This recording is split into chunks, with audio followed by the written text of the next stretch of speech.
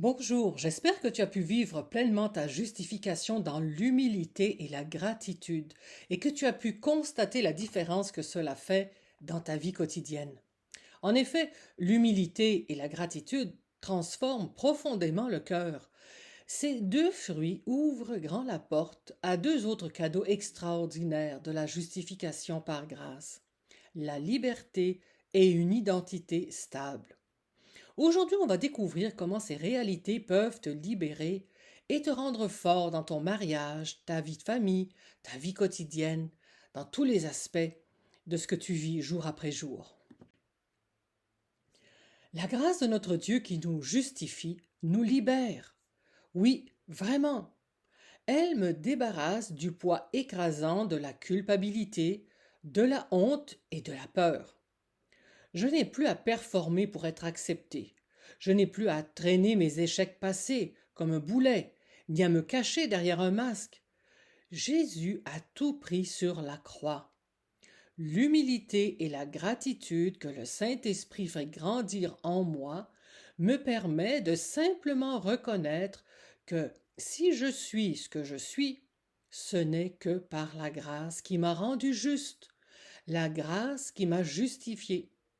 C'est vraiment libérateur et merveilleux en même temps. Et ce n'est pas tout. Cette grâce qui m'a justifié me donne une identité inébranlable. Je suis enfant de Dieu, pleinement adopté, pardonné, éternellement aimé. J'ai plus besoin de courir après ma valeur dans mon mariage, dans mon travail, dans mon apparence, dans l'opinion des autres. Luc et Nicole, dont je vous ai parlé dans la capsule précédente, vivaient exactement le contraire, et leur mariage en payait le prix. Chacun voulait être reconnu et valorisé face aux autres.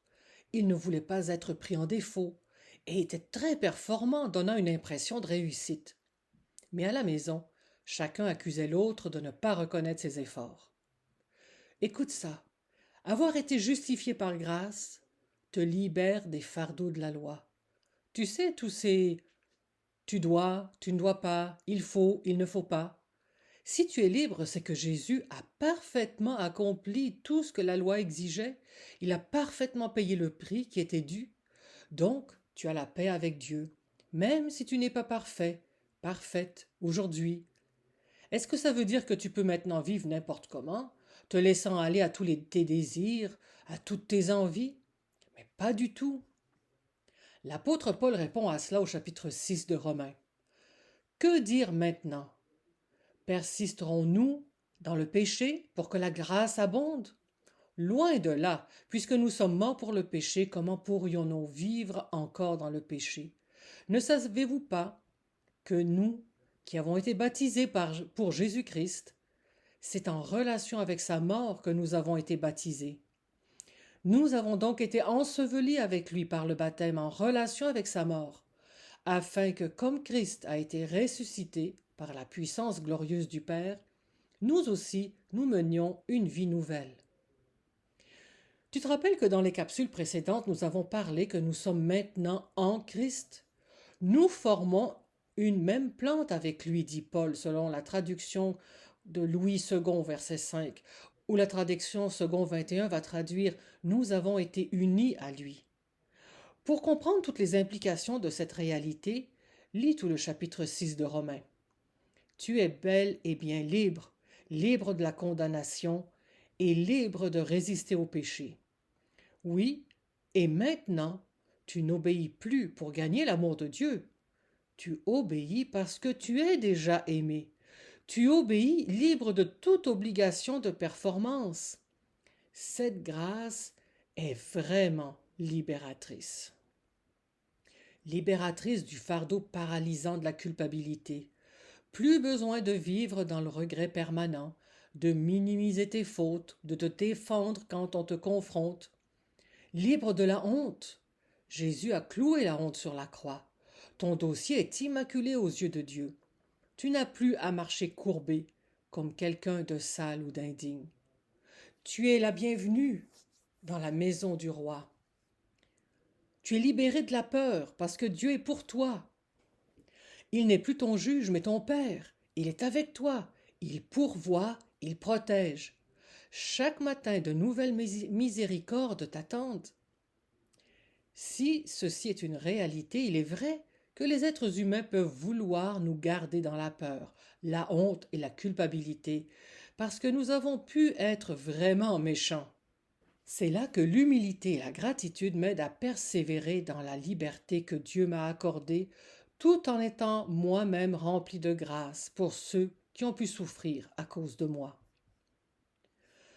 Luc et Nicole, pour leur part, étaient prisonniers de la peur. Peur d'être montrés du doigt, peur de la culpabilité, peur de la honte. Leur conversation était remplie de propos défensifs et de dissimulation. Ils refusaient de se voir tels qu'ils étaient et préféraient accuser l'autre. Ils avaient l'impression que d'accepter de reconnaître leurs propres fautes allait les mettre dans une situation de faiblesse face à l'autre. Ce n'était pas l'humilité qui les caractérisait. La peur et l'orgueil étaient plus forts que l'espérance. Ils perpétuaient eux-mêmes ce cycle épuisant, tout en étant aveugles à la liberté que Christ leur offrait déjà. Et toi, es-tu encore prisonnier de la peur et de l'orgueil? Es-tu toujours en train de porter des fardeaux que Jésus a déjà enlevés? En plus de la liberté, la justification te donne une nouvelle identité. En Christ, tu es pardonné, adopté et éternellement aimé du Père. C'est une identité que personne ni rien ne peut t'enlever. Elle est stable, satisfaisante et éternelle. Grâce à elle, tu es libéré de devoir prouver ta valeur, de chercher ton importance dans le succès, l'argent, l'apparence ou l'approbation des autres, de laisser tes faiblesses te définir ou de devoir toujours paraître forte.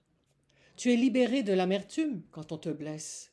Tu es libre de ne pas être parfaite, d'avoir des limites, de devoir dépendre des autres pour compenser et pour voir là où tu es limité.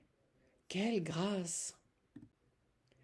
Luc et Nicole illustraient parfaitement ce piège. Nicole avait attaché toute son identité à son mariage. Elle pensait qu'elle ne serait complète que si Luc la comblait parfaitement. Ses émotions montaient et descendaient selon son humeur à lui. Du coup, elle était critique de tout ce que Luc n'accomplissait pas. Et Luc, de son côté, cherchait son identité dans sa carrière. Fais quelque chose de toi-même, lui avait-on dit. Alors, il se donnait à fond et ne recevait pas la reconnaissance qu'il attendait. Résultat, un mariage instable, où chacun attendait de l'autre ce que seul Christ peut donner. Beaucoup de chrétiens font la même erreur. Ils courent d'une relation à l'autre, d'un emploi à l'autre, d'une église à l'autre, en cherchant ce qu'ils ont déjà en Christ. Des parents qui créent des pressions sur leurs enfants parce qu'ils sont leur identité. Des pasteurs épuisés qui cherchent leur valeur dans la réussite de leur ministère. Des jeunes qui angoissent parce qu'ils ne se sentent tellement pas à la hauteur de ce qu'on attend d'eux. Tout ça parce que chacun oublie son identité verticale.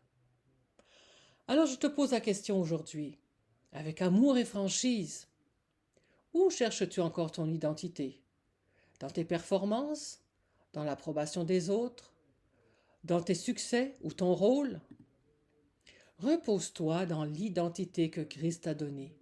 Vis libre de culpabilité, de honte et de peur. Vis libre de ce que les autres peuvent penser de toi. Tu es déjà pleinement accepté. Tu es déjà aimé. Tu es déjà à la maison. Tu sais, être à la maison, c'est le lieu de repos. Le lieu où tu es tout à fait à l'aise d'être toi-même. Choisis aujourd'hui de vivre dans cette liberté et cette identité.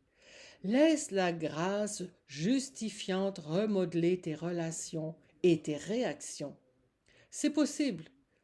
C'est pour toi, ici et maintenant.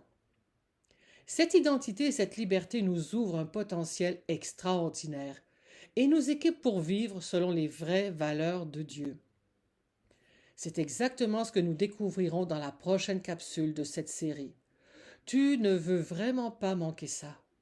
Marche aujourd'hui dans la liberté et l'identité que Christ t'a gagnée. Que sa grâce t'accompagne On se retrouve très vite.